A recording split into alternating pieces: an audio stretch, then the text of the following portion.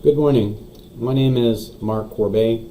I'm the incident commander in small town incident chemical release. Thank you for attending this debriefing. We have stabilized the incident and happy to say the incident is now being terminated.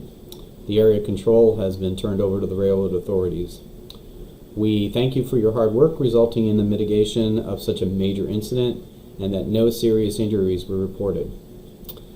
At this time, we do not have any problems that occurred that need immediate action or discussion.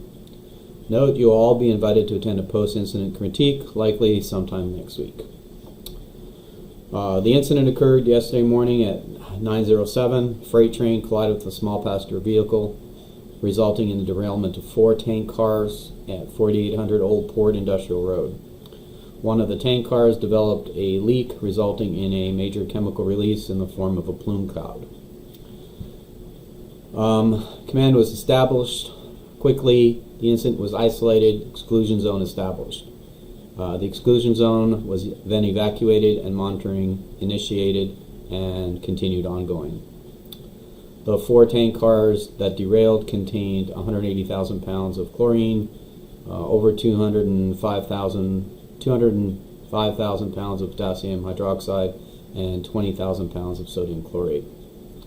All 3 chemicals are inhalation hazards. Chlorine gas particularly was observed, monitored, and tracked. No other chemical releases were observed or measured during the incident. Evacuations effectively moved people away from possible contact. An entry team entered and assessed the leak, and then that was followed up by another entry by a specialist team who applied a Kit C and successfully capped the leak on the top of the rail car. The plume cloud quickly dissipated. Cleanup team successfully removed residue from the incident area.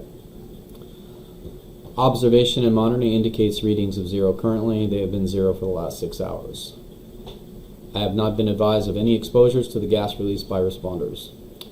All your uniforms and gear should be good to go for use in the next calls that you do. All equipment and apparatus has been decontaminated, inspected, restocked, and is ready to return to service. If you find anything that needs attention, please advise myself, Mark Corbeil, at 281-123-0001 or your respective agencies or department links, and I'll have that listed in the notes below. Chlorine gas is an inhalation hazard. Chlorine is reactive with water and will produce acidic conditions in that water. Symptoms of exposure include breathing difficulties, coughing, sore throat, nausea, vomiting, change of consciousness, level of consciousness, headaches, chest pain, abdominal discomfort, and corneal or eye burns. Chlorine in powder form may remain as a yellow residue on tools, structures, and on the ground. Residue, which when mixed with water may off-gas chlorine and may leave water acidic. As a reminder, assume any chlorine gas concentration and powder is hazardous and wear appropriate SCBA and avoid breathing or contacting the gas. Avoid contact with powder residue and flush with water. If you have any questions, requests, or if you experience any of these symptoms now or in the next few days, don't hesitate to contact our medical follow-up, Dr. Greg House, at 289-123-1504, or through our main office at Station 1, additionally at 101 Firehouse Road. That concludes our debriefing. Once again, thanks to all of you for your role in this incident.